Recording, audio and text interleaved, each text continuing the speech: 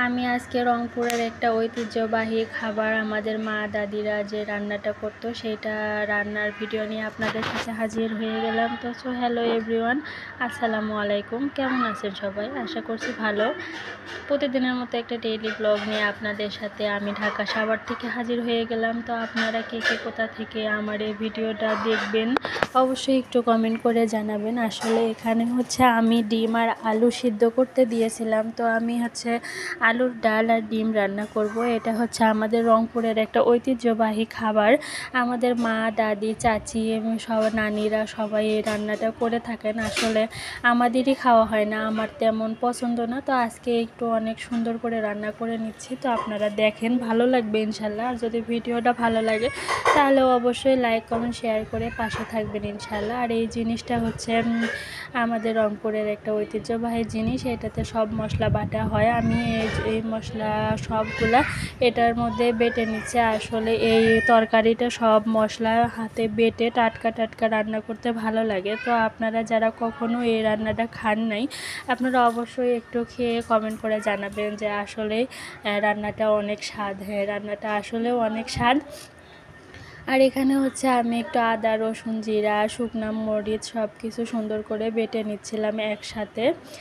তো একসাথে সব কিছু বেটে নিলে মানে তরকারির ফ্লেভারটা গ্রানটা আর কি ভালো আসে। তো যারা তো রংপুরের অঞ্চলের উত্তর অঞ্চলের বিশেষ করে তারা তো এই রান্নাটা খেয়েছেন, আর যারা খান না আপনারা অবশ্যই একটু ট্রাই করবেন বাসায়, ভালো লাগবে। এখানে হচ্ছে আমি আলু সিদ্ধ করে নিচ্ছিলাম। তো আলুগুলো সিদ্ধ হয়ে গেছে, আমি আবার ছিলে নিচ্ছিলাম আর ডিমগুলোও ছুলে নিব। আর আপনাদের কাছে আবার বলতেছি, আমার ভিডিওটা যদি ভালো লাগে তাহলে অবশ্যই লাইক কমেন্ট শেয়ার করে পাশে থাকবেন। আর ইউটিউব চ্যানেল থেকে যদি দেখে থাকেন তাহলে অবশ্যই সাবস্ক্রাইব করবেন। আলুগুলো সিদ্ধ হয়ে গেছে অলরেডি, আর এখানে মশলাগুলো বাটা হয়ে গেছে। এখানে হচ্ছে আমি ডিমগুলো ছিলাবো। সবাই নাকি বলে এরকম করে ডিম ঝাঁকাইয়ে ভাইরাল হয়, আসলে কি ভাইরাল হওয়া যায়? এই জন্য আমি ডিমগুলো আসলে ছিলে নিয়েছিলাম। আসলে এরকম করে ঝাঁকাইলে খোসাগুলো একটু আলগা হয়, ডিমটা মানে ছিলানোর সুবিধা হয়, তাড়াতাড়ি ছিলা হয়ে যায়। তো আমি এই টেকনিকটাই ব্যবহার করলাম। তা আপনারাও ট্রাই করে দেখিয়েন কেমন আসলেও কি ভাইরাল হওয়া যায় নাকি। আমরা হচ্ছে পরিবারে 4 জন, তো এই জন্য ডিমগুলা 4টা দিয়েছি।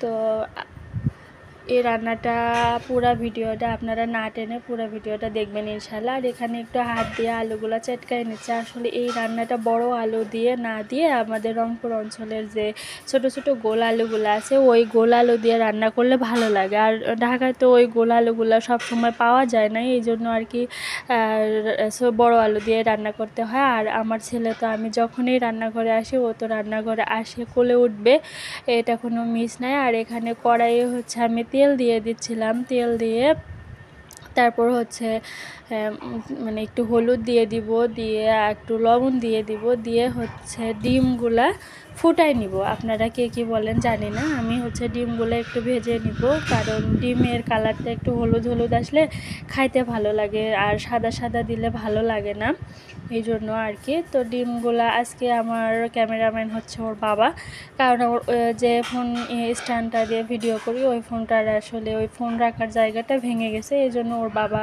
ক্যামেরাটা ধরে আছে। আর আমি রান্না করতেছিলাম। দেখেন মাশাআল্লাহ ডিমের কালারগুলোও অনেক সুন্দর আছে। তো ডিমগুলা ভেজে নেওয়া হয়ে গেছে। আর এখন হচ্ছে আমি মশলাগুলো সব দেবো। আমি কিন্তু পেঁয়াজটা এখন দেব না, আমি হচ্ছে পেঁয়াজটা পরে দেব।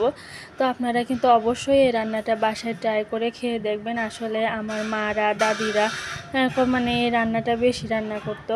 তো এখন হচ্ছে আমরা তেমন খাওয়া হয় না, আসলে শহরে থাকি তো এই জন্য তেমন খাওয়া হয় না। গ্রামে কিন্তু এই রান্নাটা কয়েকদিন পর পর সবারই বাড়িতেই চলে, বিশেষ করে মেহমান যদি আসে আমাদের রংপুর অঞ্চলে, তো হঠাৎ যদি মাছ মাংস না থাকে তো মা দাদি চাচা চাচিরা এইরকম করে আলুর ডাল দিয়ে ডিম রান্না করে আর কি পার করে দেয়। এই জন্য আজকে আমি রান্না করতেছি সন্ধ্যাবেলায়। ওর বাবার নাকি অনেক খাওয়ার ইচ্ছা হয়েছিল, তো যে একটু অনেক সুন্দর করে রান্না করতেছিলাম।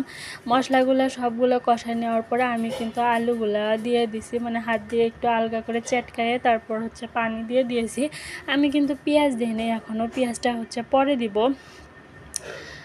পরে দিয়ে তারপর বাগার দিয়ে দিব। আপনারা চাইলে পেঁয়াজগুলো আগেও দিতে পারেন, তবে তখন আর স্বাদটা তেমন ভালো লাগে না। কিন্তু হচ্ছে পেঁয়াজগুলো যদি পরে ভেজে নিয়ে তেলে দেওয়া যায় তখন ভালো লাগে। আসলে এই আলুর ডাল ডিম রান্নাটা অনেকে অনেক জায়গায় অনেকভাবে চেনে, তো আমাদের রংপুরে হচ্ছে আলুর ডাল ডিমই বলে। তো এখানে হচ্ছে আমি ভাতও বসাই দেবো, এর জন্য চালটা বের করে নিলাম। আর এখানে ধুয়ে নিচ্ছিলাম চালগুলা।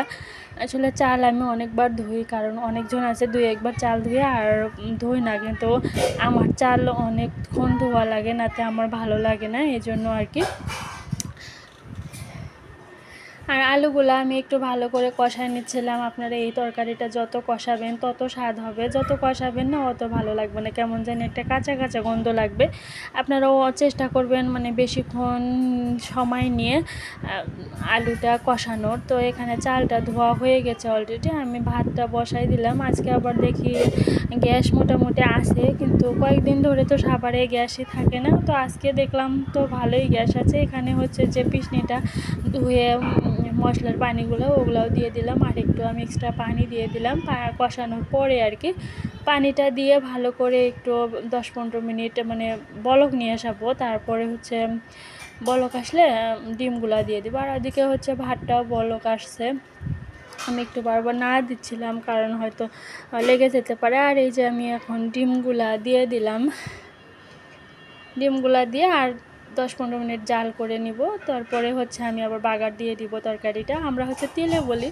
আর এই যে চুলা মোছার কাজটা, আপনারা এই কাজটা কে কে করেন অবশ্যই একটু জানাবেন। আসলে এই চুলা বারবার মুছতে যা কত দিয়ে হাতে ছ্যাঁকা খাইছি।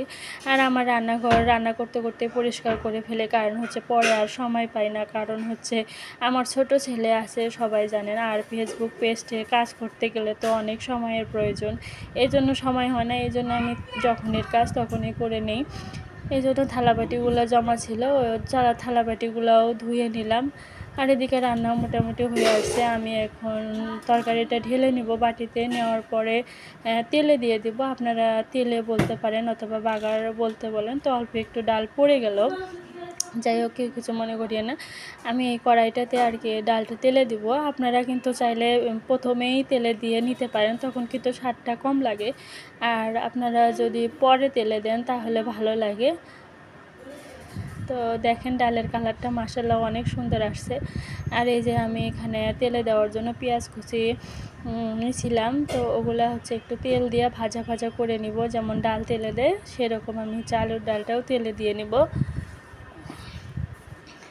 আপনারা কিন্তু ধৈর্য সহকারে পুরো ভিডিওটাই দেখবেন। আসলে আপনারা যদি 1 সেকেন্ড 2 সেকেন্ড দেখে একটা কমেন্ট করেন তাহলে কিন্তু এতে আপনার কোনোই লাভ নেই। আপনারা হচ্ছে পুরো ভিডিওটা দেখে সুন্দর একটা গঠনমূলক কমেন্ট করে যাবেন, দেখবেন যে ওই কমেন্টের রিপ্লাই ধরে আপনার কিন্তু অনেক ফলোয়ার্স আসবে। আর আপনি যদি আমার ভিডিওটা একটু দেখে বলেন যে আলহামদুলিল্লাহ, তাহলে কিন্তু হবে না, এটা কিন্তু ফেসবুক জেনে যাবে যে আসলে আপনি পুরাটা দেখেননি। আর এখানে যে দেখেন ভাজা ভাজা হয়ে গেছে, লাল লাল হয়ে গেছে। আমি হচ্ছে তেলে দিয়ে নিলাম তরকারিটা। মাশাআল্লাহ একটা অনেক সুন্দর কালার আসছে আর একটা গ্রান আসছে অনেক সুন্দর। আপনারা তো শুনতে পাচ্ছেন মানে গ্রানটা নিতে পারতেছিলেন না। তো তরকারিটা হয়ে গেছে এখন, তো এদিকে ভাতও হয়ে গেছে। আমি এখন একটু সুন্দর করে চুলাটা মুছে নিলাম। যাই হোক, আপনার ভিডিওটা যদি ভালো লাগে তাহলে অবশ্যই লাইক কমেন্ট শেয়ার করে আপনারা পাশে থাকবেন আর আমাদের জন্য দোয়া করবেন। সবাই ভালো থাকবেন, সুস্থ থাকবেন, পরিবারের প্রতি খেয়াল রাখবেন। আল্লাহ হাফেজ।